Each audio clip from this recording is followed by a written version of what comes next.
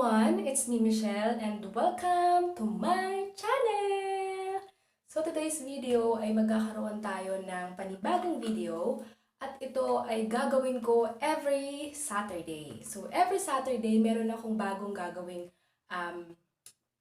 video at ito ay papangalanan ko or gagawin ko ng title which is Saturdays with Mitch. Ayun. So, Saturdays with Mitch is, ito yung video na gagawan ko ng, alam mo yun? Ito yung video na about sa mga kanta.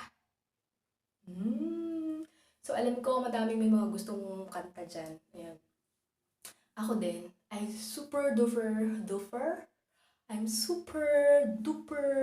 love singing and also I love songs. Sobra yung pagmamahal ko sa kanta. Kahit na yung kanta, minsan ayaw sa akin. Ayun. So yun naisip ko siyang gawan, no, ng segment in my channel. At sana magustuhan ninyo. So, ito ay gagawin ko every Saturday. Kasi pag weekend, ayun yung time na pag wala akong ginagawa, kumakanta lang ako palagi. So, naisip ko lang na what if na gumawa ako ng segment sa channel ko, ayun nga, yung Saturdays with Mitch. Ayun, so, ayun nga, yung, wag na nating patatagalin pa. So, if you can see in my background, there are a lot of stars. Stars shining. Ayun, so, madaming star. Bakit? Kasi, nakarelate dyan kung saan natin kukuhanin kung sino yung singer na kumanta ng mga kantang to. Ayun. Siya lang naman ang nag-iisang star in a million. So, sino siya? Kilala niyo ba? Kung sino yung nag-iisang star in a million champion?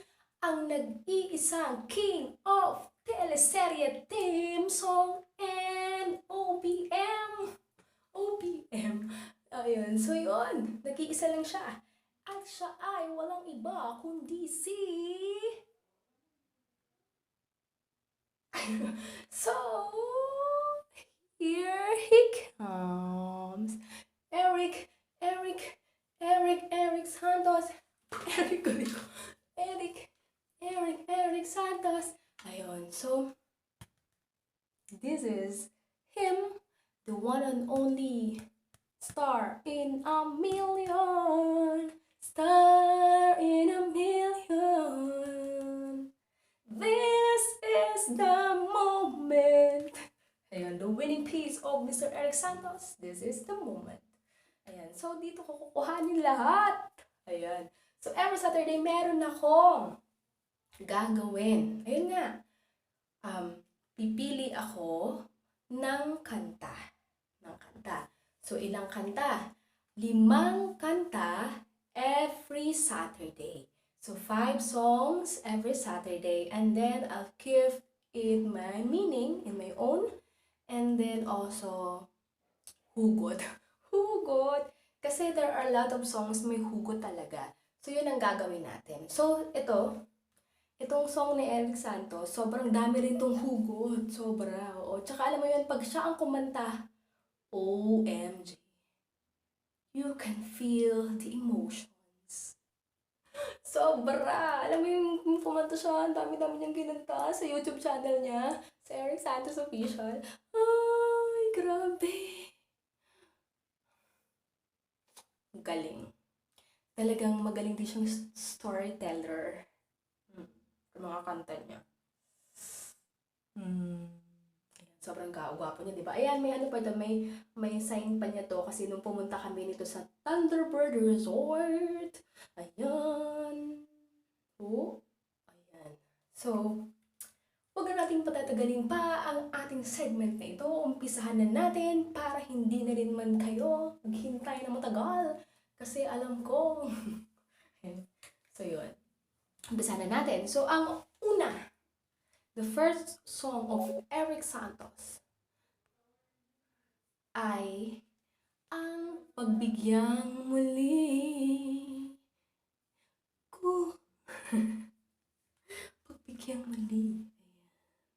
Di ko kakayanin kung ika'y mawawala sa aking piling. Di ko kakayanin pag nalaman kong wala ng pag-ibig sa akin. Di kayang mag-isa, gustong kasama kita. Sa'yo lang ang pag-ibig ko, magtiwalang muli. Ito na ang huling pagkakamali, pag-ibig ko muling tanggapin.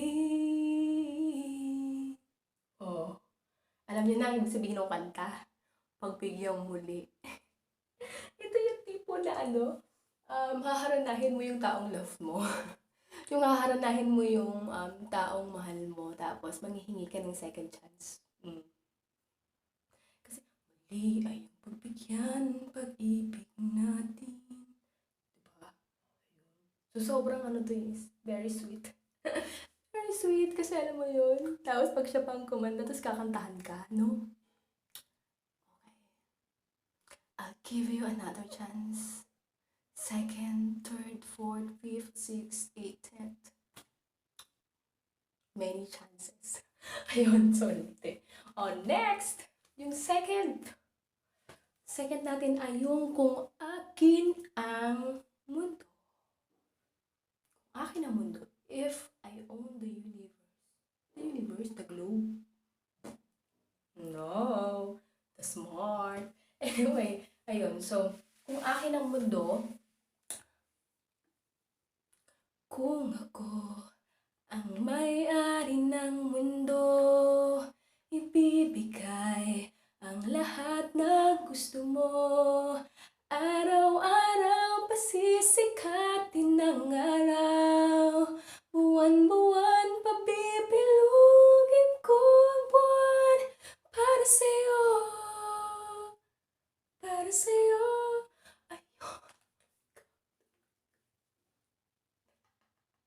Ayun. So, itong kantang to, kung akin ang mundo, ito yung sobrang pagmamahal. Sobrang pagmamahal. Sobrang mahal na mahal mo. Kita niyo ba yun? Sobrang, sobrang pumahal. Lahat ng gusto ng taong mahal mo gagawin mo. Alam mo, susungkitin mo yung mga bituin. Kaya mo ba sungkitin ang mga bituin?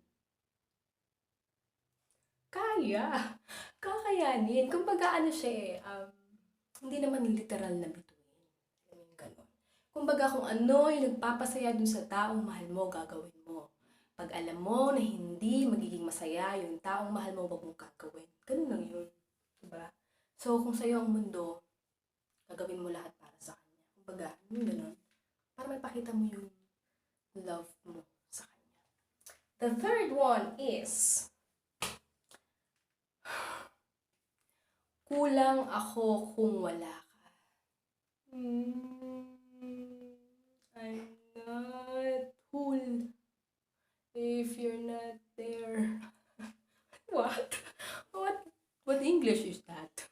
Anyway, ito yung kanta. Kulang ako kung wala ka. Di ako mabubuo kung di kita kasama. Nasanay na ako na lagi kang nariyan. Di ko kayang mag-isa, puso ay pagbigyan. Kulang ako kung wala ka.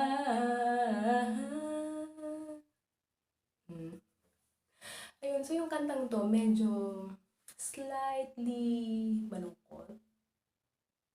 Hindi naman gaanong malungkot. So itong kantang to ay, ang kulang ako kung wala ka. Sobrang gusto ko nitong kantang to kasi I feel it. Ang arte. Ayun, so kulang ako kung wala ka talaga. Ito yung about love. Lahat nakarelate sa love. Kulang ka kung wala siya. So paano ka ba mabubuo? Kung wala siya. Ayun. Ito yun na marirealize mo na sana Sana, sana, pinakita ko sa kanya, ibinigay ko sa kanya, pinaramdam ko sa kanya na mahal ko siya. E di sana, nandito pa siya. Ano ibig sabihin? Nasa huli ang pagsisisi. Ayan. So, saka mo lang mararamdaman, kulang ka pala kung wala siya. E di sana, hindi mo siya sinaktan. Ganun lang yun.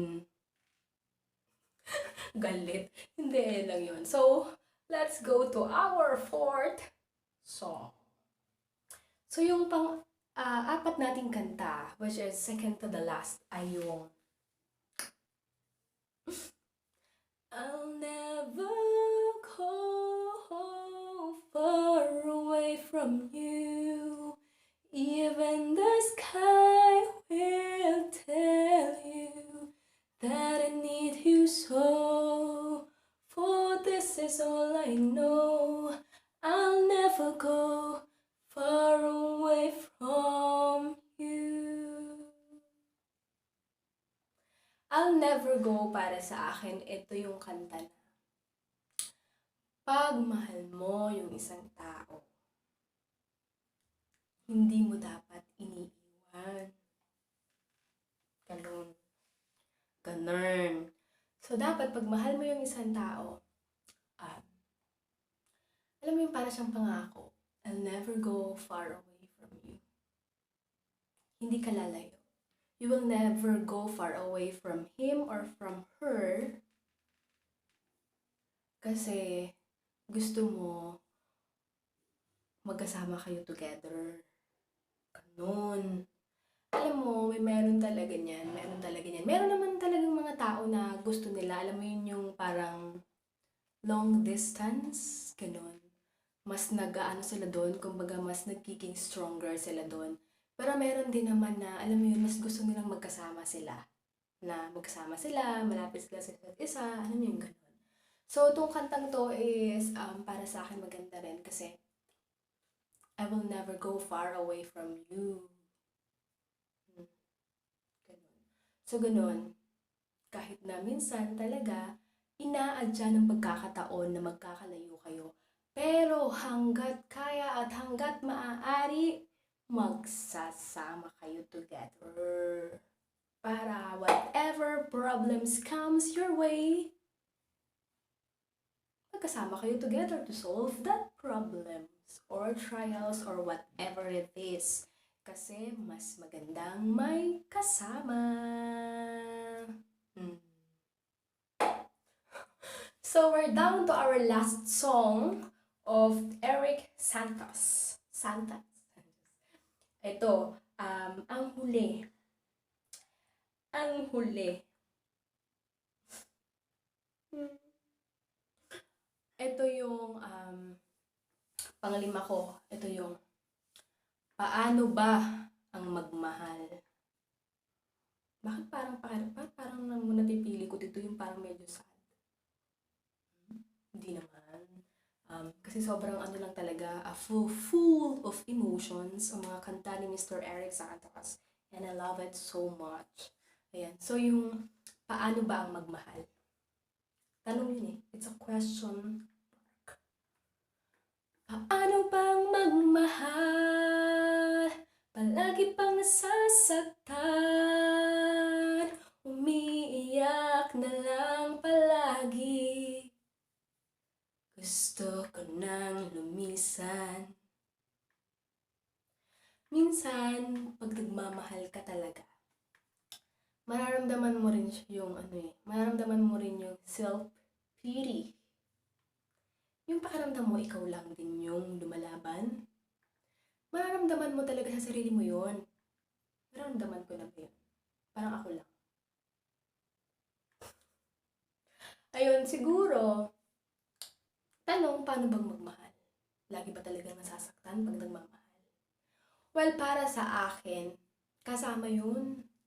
Kasama yun. Etong kantang to para sa akin, hindi lang to dun sa love life eh. Kasi kahit nga yung kapamilya mo, kahit yung mga kaibigan mo, o kahit na sino man dyan na hindi mo naman kakilala, pero minamahal mo, nasasaktan at nasasaktan ka pa rin nila. Sa anong paraan, tingin nyo? Sa anong paraan ka nila nasasaktan? Kasi minsan may mga bagay talaga na hindi tayo nagkakasundo. Hindi man mawawala yun. Wala namang perfect life in this universe, in this world. Kaya talaga nagkakaroon ng ganon. So, sa pagmamahal, dapat unconditional love ang ibibigay natin. Kasi pag yun ang love na binigay mo sa isang tao, whatever happens, you will love them. And if times comes that they may hurt you, you can easily forgive them. Ganun. Tsaka yung pag-forgive, kailangan meron kasamang forget. Kasi hindi ka masasabing nagpatawad kung naaalala mo pa yung mga hindi magagandang bagay na ginawa ng isang tao sa'yo. Ayun. So, paano bang magmahal? So, yun. Kailangan pag nagmahal ka, all out. Para dun sa pelikula. Welcome to our resort. Once na ikaw ay makapag-check-in, hindi ka na makakapag-check out. Kasi ang service namin, all out. Ganon. So, dapat all out sa love. Para ba magmahal, all out? Ako kasi all out. All out. Eh, hindi mo naman masasabing mahal mo isang tao kung half-half lang. Diba? 50-50? Ano yun? Nasa hospital, 50-50. Siguro, depende sa pananaw ninyo. So, yun. So, paano bang magmahal? Mahalin mo muna ang sarili mo bago ka magmahal ng ibang tao. Kasi kung hindi mo mahal ang sarili mo, tapos mahal ka ng ibang tao, hindi ka, alam mo yun? Kasi you cannot give what you do not have. So, you should love yourself first before loving someone else. Ayun. So, yun. So, very, very much thankful ako dito kasi this is from my one and only ultimate favorite singer. It's Erik Santos, and I love all his songs. At maraming salamat dahil sa mga kanta niya na-inspired ako. Hindi lang ako, pati pa yung mga ibang tao. Kasi alam mo, pag kinanta talaga niya, grabe tagos puso. So, sobrang galing nitong kumanta talaga. Tsaka, alam mo yun, so, 5 na kanta lang niya muna ang kinuha ko ngayon. So, in the other week naman, so, ayun, so, kayo naman ang aking tatanungin. Kung ano yung gusto ninyong kanta na gagawa natin ng reflection. Reflection, meaning, or ano yung ganun. So, comment down below guys if you have song na gusto ninyong pagawan sa akin. So, this is my first time naman na i-launch to. So, sana nagustuhan ninyo at sana ay would you cooperate dito sa bagong segment ko sa aking YouTube channel. So, maraming salamat guys sa panunood at sa patuloy na pagsuporta sa aking channel. Alam ko na tayo ay dadami soonest. Ayan. So, yun. So, maraming salamat! Ayan. So, ito lang yung masasabi ko. Guys, pag kayo dumating ang panahon na kayo ay magmamahal, magmahal lang kayo. Ganun talaga. Kasama yun sa paglaki. Kung masasaktan man kayo, o masasaktan man tayo, that's part of life. We can't control everything naman na pwedeng mangyari. So, ang gawin na lang natin, magiging alerto tayo sa lahat ng bagay. At dapat wais tayo.